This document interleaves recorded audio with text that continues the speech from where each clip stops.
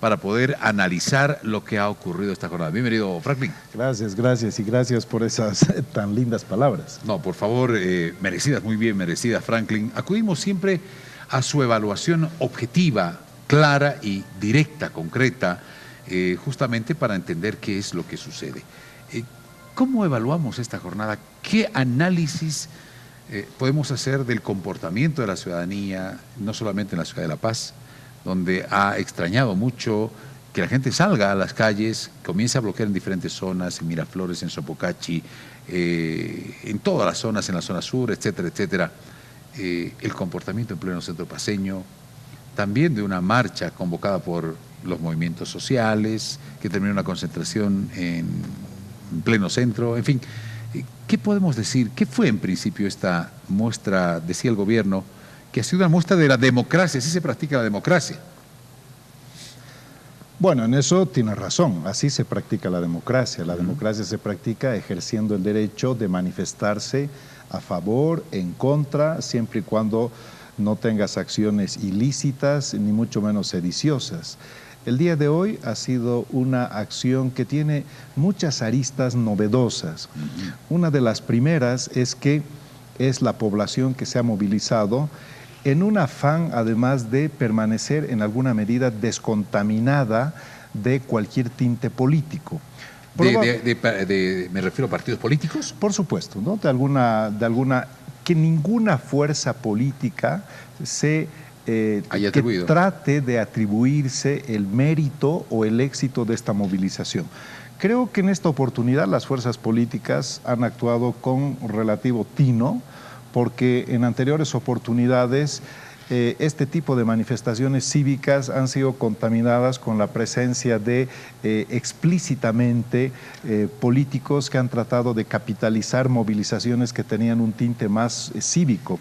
En cambio, en esta oportunidad, la verdad es que sí que se ha visto una presencia verdaderamente ciudadana. Ahora, pero que quiero analizarla contigo en dos aspectos. Adelante. Quiero hacer una puntualización sobre esto, lo que tú acabas de mencionar. Por ejemplo, el gobierno hace una lectura de esta jornada y dice, no ha sido un paro contundente porque el aparato productivo no se ha parado, es decir, ha continuado. Tiene una visión política y responsabiliza a la oposición política. La oposición política, y tú lo acabas de mencionar, los políticos partidarios han sido muy medidos, digamos, en esta oportunidad. No hubo una participación de los partidos políticos, ¿o estuvieron detrás? ¿Tú crees que estuvieron detrás? Sí, por supuesto. De alguna u otra manera están también en medio de la manifestación y no tiene nada de malo. Es absolutamente lícito. Las fuerzas políticas opositoras tienen todo el derecho y la prerrogativa de tener una presencia. Pero no estuvieron acá. Sin embargo, pero es que es lo que decíamos hace un momento, ¿no? Ellos puede que no hayan estado explícitamente ni en primera línea, porque la ciudadanía en alguna medida no los quiere, ¿no? O sea, la ciudadanía en alguna medida reacciona mal cuando ve algunas figuras políticas de forma directa, porque entiende que ellos están tratando de aprovechar con un sentido de oportunismo político una manifestación que tiene un cariz evidentemente ciudadano. Pero la gran duda ahora es que este movimiento ciudadano, en algún momento alguien tiene que capitalizar, porque el movimiento ciudadano no es un movimiento político y por lo tanto no tiene una eficacia política si no se termina convirtiendo en un instrumento político. Ahora, obviamente es que lo que pasa es que los ciudadanos se han movilizado rechazando y exigiendo el respeto a su voto. Claro. No tenían una forma de canalizar como por ejemplo la marcha del MAS. Claro. La marcha del MAS tenía una conducta, tenía un punto de partida, tenía un final que era ese meeting ahí en plena San Francisco, pero además habían otros actores también, ¿no? La policía acompañando, resguardando, haciendo seguridad ahí, mientras terminado el meeting, cerca de las horas de la tarde, las primeras horas de la tarde, había que festejar y nadie decía nada. Bueno, obviamente que el movimiento al socialismo está en el poder, ejerce su poder, las organizaciones sociales tienen disciplina prácticamente sindical. Claro. Entonces, ¿saben qué hacer? ¿Cómo hay una comportarse? forma mucho más estructurada de mover logísticamente a las personas, cuentan con recursos, cuentan con instituciones, cuentan con autoridad para poder ejercer sobre las organizaciones o sobre determinado personal. Entonces es completamente diferente la configuración que tiene una movilización desde el oficialismo a una movilización desde la ciudadanía. No voy a decir desde la oposición, porque la ciudadanía no es opositora. La ciudadanía en este momento no funge como oposición. Los opositores son los tradicionales, son las fuerzas políticas opositoras que tienen una sigla, que tienen un partido, que tienen un jefe. Esas son las fuerzas políticas opositoras. Pero ¿el gobierno tiene una lectura adecuada, una lectura correcta? Es decir, ¿el gobierno se da cuenta? El gobierno trata de hacer una lectura que no se aproxima pues a la realidad. O sea, ¿pero es intencional o ellos dicen no ha habido? Es natural y obvio que tenga que ser así. Jamás vas a ver a un ministro de Estado tratar de echarle flores a esta movilización ciudadana. Si han sido 100.000, obviamente dirán que han sido 1.000. Si se han movilizado 500.000, dirán que se han movilizado 5.000. Entonces siempre van a infravalorar, van a minimizar, pero es una lectura equivocada, porque fíjate, lo interesante de este movimiento ciudadano es que es muy eficiente en términos logísticos. No ha sido un despliegue de personas que han tenido que concentrarse en un lugar, sino que la gente ha salido a su calle, ha sacado sus sillas, sus mesas y ha bloqueado. Entonces, en términos de eficiencia, se han producido miles de microbloqueos en todo el país, que realmente ha logrado el objetivo de paralizar las ciudades, porque las ciudades, les guste o no les guste, han estado paralizadas. Cuando tú utilizas una metodología masiva, es decir, esas grandes concentraciones, la concentración no tiene una eficacia importante para hacer un bloqueo. La concentración en realidad es el culmen, ¿no?, de una actividad, y ahí es donde se ve la representatividad. Pero esto era un bloqueo y un paro cívico. Hay que preguntarse, ¿ha parado el país? Ha parado. ¿Ha parado la ciudadanía? Ha parado. ¿Ha salido con acciones violentas los ciudadanos? No, porque los ciudadanos no son per se violentos. Entonces, prácticamente ha pasado un día con mucha tranquilidad y han habido confrontaciones en algunos casos con la policía, pero básicamente hemos visto que la ciudadanía ha reaccionado y ha salido de su zona de confort. Es decir, la ama de casa, los niños, los jóvenes, los ancianos, la clase, no solo la clase media, la ciudadanía movilizada ha salido, y son personas que no tienen precisamente esa vocación de activismo, porque no son activistas, pero hoy en día hemos visto que la ciudadanía está saliendo de su zona de confort. Y la gran paradoja, ¿no? La sociedad civil le está pidiendo a la sociedad política que cumpla la Constitución, que respete la ley, que respete el voto. Es decir, cuando el Estado le tiene que hacer cumplir a la sociedad civil la ley, aquí es la sociedad civil la que interpela a la sociedad política y le dice, cumple la ley. Franklin, todo esto que está pasando, todo esto que está sucediendo, estas manifestaciones, lo sucedido en Santa Cruz, lo que ha sucedido en Cochabamba, lo que ha sucedido en La Paz, lo que ya ha anunciado que va a suceder en la ciudad del Alto, porque el Alto se va a preparar para un cabildo, lo que pasa en otras regiones, en Potosí, en Sucre, en los 9 departamentos. ¿Qué está pasando? ¿Por qué está sucediendo esto? Obviamente, por ejemplo, este 21 de febrero es el día en el que Bolivia le dijo no a la repostulación del presidente Evo Morales, pero de la vereda del frente, para el gobierno es el día de la mentira. ¿Por qué? Es como que ya se ha querido posicionar en el imaginario colectivo que el 21F es el día de la mentira, ¿no? Para las autoridades del gobierno y los seguidores. Y ellos aducen que fue la mentira porque el escándalo de la señora Gabriela Zapata en alguna medida lastró al presidente y por lo tanto esto determinó e influyó de una forma tal que cambió el voto de la ciudadanía y ahora por eso ganó el no. ¿Ahora esto es verdad? Pues no.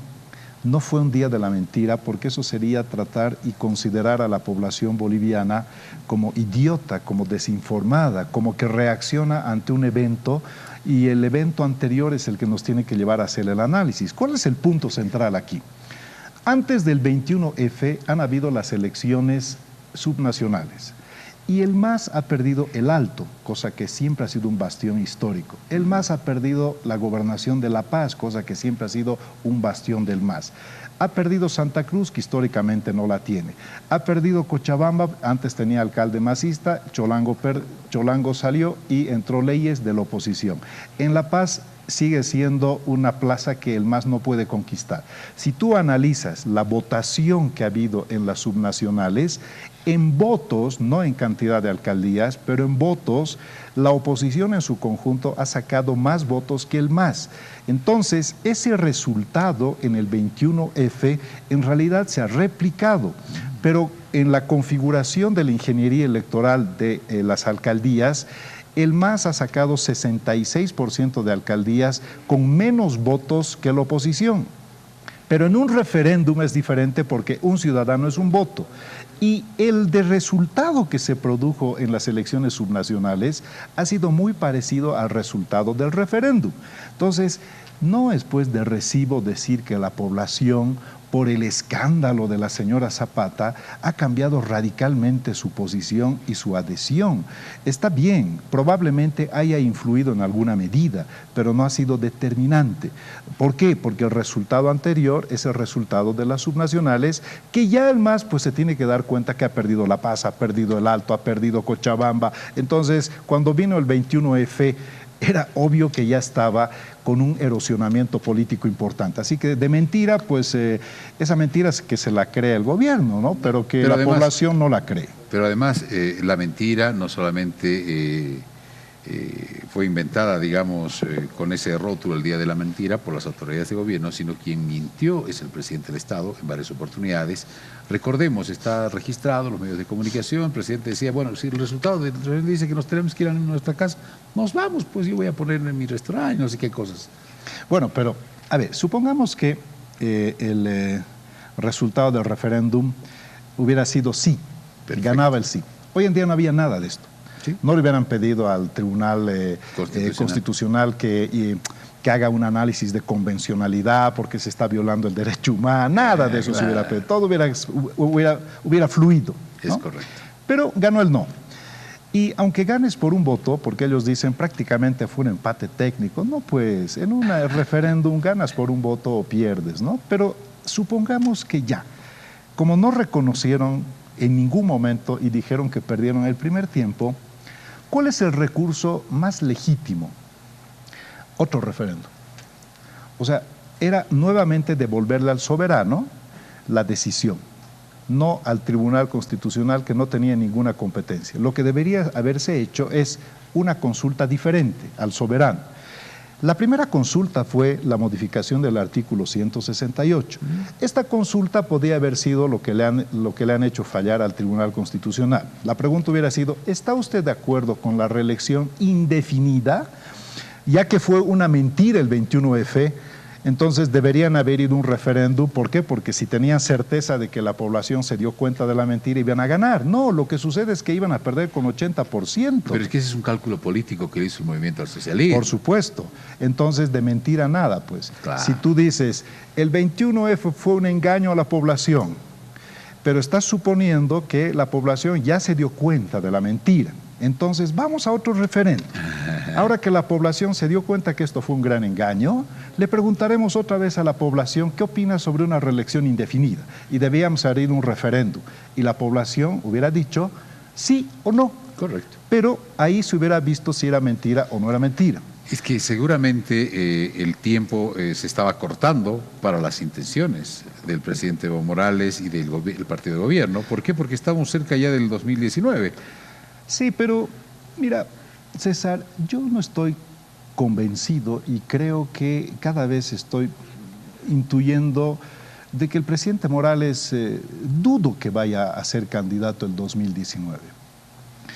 ¿Duda que el presidente Evo Morales vaya a ser candidato? ¿Por qué? Porque A medida que pasa el tiempo, lo que se está viendo es que hay una caída abrupta en la popularidad y adhesión de la población con el presidente Morales. Abrupta digo porque en la última elección el presidente Morales ha sacado 61% y eso significa que su capital político estaba casi intacto. Pero en menos de un año se ha desplomado del 60% al 22%. Entonces ha habido una caída radical. Pero ahora estas encuestas o estos datos el gobierno las desconoce. Es decir, los ministros le dicen al presidente Evo Morales o sus más allegados, dice, presidente, usted tiene una aceptación increíble, ¿usted dónde va? Y es el discurso de algunos ministros de Estado. Dice, pero va el presidente a inaugurar una si lo quieren y lo besan y lo abrazan. Sí, pero en algún momento tendrán que decir, yo creo que en el fondo, internamente, ellos saben cómo van las cosas. O sea, porque parece que el presidente no sabe. Yo no creo que al interior del movimiento al socialismo no tengan sus datos, sus encuestas, sus sondeos. Yo creo que sí los tienen. Por eso mismo me animo a pensar de que el próximo año van a lanzar y van a obviamente estudiar cómo está la intención y van a decir, bueno, realmente la probabilidad de perder también es grande. Correa prefirió dar un paso al costado antes que perder. Acuérdate que Correa, y además lo hablamos la anterior vez, en Ecuador hay reelección indefinida. Bueno, sí, después del referéndum de Lenin Moreno ya no. Pero Correa podía tranquilamente ir a un tercer periodo. ¿Por qué no fue? ¿Porque no quiere? No, sabía que iba a perder. No, sin duda, pero estamos hablando de otro tipo de persona, de otro tipo de presidente. O sea, sí, pero hay un común denominador, que son gobiernos que concentran mucho poder y que además se sostienen mucho en su figura central, ¿no? Entonces, Evo Morales es la marca registrada del movimiento al socialismo. Si tú pones a tu marca registrada a una contienda electoral donde sabes que va a perder, estás haciendo que se caiga el mito. Es mucho riesgo para el MAS mandar a Evo Morales porque sus probabilidades de perder son altas. Por eso yo creo que en alguna medida, en algún momento los estrategas del MAS analizarán si tiene probabilidades reales de éxito, probablemente vaya. Pero si no las tiene, y como se está configurando la nueva correlación de fuerzas en el país, donde hay un voto cautivo importante que no está siendo capitalizado por una fuerza política opositora tampoco. Entonces la gran pregunta es, ¿quién va a capitalizar todo este movimiento ciudadano? Ahora, Franklin, ese interrogante se la traspasamos también a la ciudadanía. ¿Por qué? Porque al verse disminuida, si vale la oportunidad, si vale el término, la oposición política en la Asamblea Legislativa, no hay una mayoría. Los partidos políticos como tales están debilitados en su estructura, no pueden sacar la cabeza. Los líderes políticos están ahí, pero sin definirse o no, si van a ser una sola oposición fuerte, lo de Santa Cruz, en La Paz, los expresidentes, etcétera, etcétera, los excandidatos. Entonces hay una incertidumbre. Alguien tiene que capitalizar esto. Pero en este último tiempo hemos advertido que quien está capitalizando todo, quien está dando las señales de una necesidad de ser escuchados, ya no son los partidos políticos, es el ciudadano de a pie. Sí, el ciudadano de a pie se está haciendo sentir, pero el ciudadano de a pie, te repito, no es oposición. La oposición se tiene que entender como una acción política que desee llegar al poder. Pero, por eso el vehículo para llegar al poder es el partido político. En tanto sea ciudadanía, la ciudadanía no está estructurada para llegar al poder. Entonces, ¿quién capitaliza esto? Te pongo el ejemplo de los indignados de España. Ajá. Ese movimiento de indignados, ¿verdad? ¿Estaban indignados con qué? Con la corrupción, estaban indignados con la falta de oportunidades, estaban indignados con la crisis económica, estaban indignados con los partidos políticos. Exactamente. ¿Y quién capitalizó eso? Podemos. Fue una fuerza política que dijo, señores, nosotros no somos ni de izquierdas ni de derechas. Nosotros estamos con los pobres y estamos contra la casta. Hoy hubo, digamos, en la historia de nuestros partidos políticos, hay algunos partidos que dicen, yo voy a hacer la representación del pueblo. Y no le fue bien. ¿Por qué? Porque hay una desconfianza de la ciudadanía. El gran problema también radica en que nuestro país prácticamente se ha debilitado mucho el sistema de partidos, ¿no? Y una democracia saludable necesita un sistema de partidos. ¿Por qué? Porque los partidos en realidad lo que hacen es generar un espacio donde se equilibra el poder. Pero aquí hay un partido muy fuerte, que es el Movimiento al Socialismo, versus muchos partidos satélites que no tienen capacidad de trascender. El segundo gran problema de las fuerzas opositoras es que no hay un líder nacional, ¿no? Todos son líderes regionales. Así es. Pero lo que se puede ver en este momento es que la democracia en Bolivia se está regenerando, ¿no? O sea, tú puedes decir, los estamos en este momento debilitando y manteniendo en terapia intensiva a los partidos políticos tradicionales. ¿Por qué? Porque los tenemos ahí, pero no los dejamos morir, ¿no? O sea, es una maravilla desde el poder tener a la oposición, a las diferentes oposiciones en terapia intensiva, ¿no? O sea, los tienes marchando a Sucre todas las semanas, tienen que ir a firmar, tienen que presentarse, tienen 20 juicios, en fin, entonces los tienes débiles. No los matas, ¿por qué? Porque los necesitas. Para legitimar tu existencia es importante que exista oposición. Entonces, la democracia se regenera de otras formas. Por eso esa oposición parlamentaria ahora es una oposición extraparlamentaria que está en las calles, ¿no? Y esa oposición se está regenerando, o mejor dicho, esa ciudadanía está regenerando la democracia, y en alguna medida esto también se va a constituir en un proyecto político o varios proyectos políticos, porque las plataformas ciudadanas, en definitiva, están en la antesala de lo que va a ser también movimientos o estructuras políticas. Y eso hay que celebrar, porque la democracia tiene que celebrar que la ciudadanía se movilice, mediante fines lícitos, se organice y presente sus propuestas. Ahora, pero evidentemente dentro del marco de este desplazamiento, de esta reestructuración, de reconformación de la democracia y los actores, que es la ciudadanía, van a encontrar seguramente algunos elementos. ¿Qué necesita la ciudadanía para poder legitimar esa necesidad que tiene un partido político, un líder que va a buscar seguramente un partido político? Y los partidos políticos están ahí. Y alternativa. Alternativa o alternativas, ¿no? Porque es importante también que la población tenga credibilidad en un proyecto político que sea alterno, no que sea parecido o que sea lo mismo, porque el gran problema también a veces de las propuestas y de los planes de gobierno de algunas fuerzas opositoras es que son muy parecidas a las del MAS, entonces al final... Y las demás son parecidas a las anteriores. Claro, entonces al final eso no es pues alternativa, ¿no? O sea, si vas a hacer más de lo mismo o vas a hacer casi parecido, no te estás convirtiendo en una alternativa, solo te estás convirtiendo en otra cara. Eso. Y ahora, ¿qué es lo que tiene que esperar la ciudadanía? ¿Qué es lo que tiene que exigir la ciudadanía? Es decir, esas propuestas, ¿cómo nacen esas propuestas? Los partidos políticos tradicionales, durante toda la historia de la democracia, siempre han presentado propuestas y han convencido, y la gente ha confiado. Lo mismo ha pasado con este proceso que lleva adelante el presidente Morales y el MAS.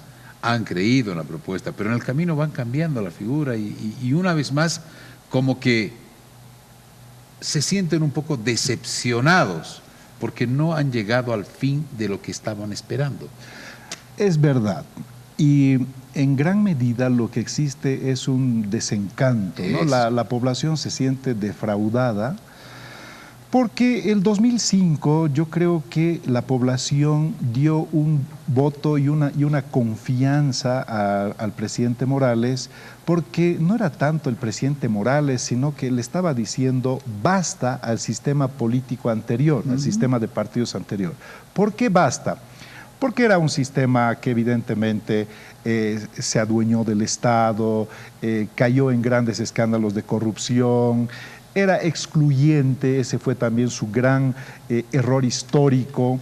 Y el movimiento al socialismo ha logrado algunas cosas importantes. Primero, incluir, ¿no? La inclusión. El proceso de inclusión, porque la inclusión no está dada. Claro. La inclusión es un proceso lento, y paulatino y de largo plazo. Pero no se puede negar que ha empezado y que es irreversible. Cualquier fuerza política de aquí en adelante no puede andar con una línea excluyente porque se inmola. Lo que tienes que hacer es, en ese aspecto, todo lo que se ha avanzado en inclusión, tienes que ir profundizando. Esa es una gran tarea. Esa es una gran ganancia de un antes y después de Evo Morales. Eso, por ejemplo, históricamente nadie le va a poder desconocer. Evo Morales entró como entró, pero al final rompió una serie de corsés, de élites, de corporaciones políticas que eran muy cerradas y que prácticamente las ha ido en alguna medida derrotando en el tiempo. Ajá. Pero eso no era la idea de que derrotando estas élites reconstituyas otra élite, ¿no? con un cierto racismo a la inversa, con un clasismo a la inversa, y entonces al final, lejos de haber distendido el ambiente y la confrontación nacional, estamos viendo que en el fondo hay más confrontación, inclusive de tipo racial. Sí. Y estas cosas, estos discursos hostiles y beligerantes, lo que están haciendo es que la población entre en un proceso de confrontación cuando lo que se esperaba del proceso de cambio era distensión, era pacificación, era unidad y desarrollo. Pero al final el movimiento al socialismo nos está mostrando que muchas de las prácticas del sistema de partidos anterior las está replicando de una manera casi aventajada en muchos de los casos, ¿no? Entonces la población al final está regenerando la democracia y lo que hemos visto hoy el día es saludable. Es saludable porque la gente ha salido de su zona de confort y están pidiendo en alguna medida que se vaya estructurando nuevas alternativas. Es decir, señor Morales, no queremos que usted vuelva a ser candidato y también les estamos mandando a los otros políticos una regeneración y una renovación política. Renuévense. Porque exactamente nos están presentando una interlocución de representantes que hace más de 20 años no han cambiado. Entonces tampoco eso es alternativa. Análisis completo, saque usted sus conclusiones, pero eso es lo que nos permite analizar, profundizar, debatir sobre las ideas, sobre los hechos y conclusiones que hemos podido advertir a propósito de esta jornada de paro cívico, de convocatoria ciudadana, de convocatoria de los movimientos sociales y proclama el presidente Evo Morales también. Así que, Franklin, como siempre, un privilegio. Gracias, querido César. Gracias por habernos visitado acá en Que No Me Pierda, Naira. ¿Qué le parece? Importante, como siempre, los apuntes necesarios para que todos nuestros amigos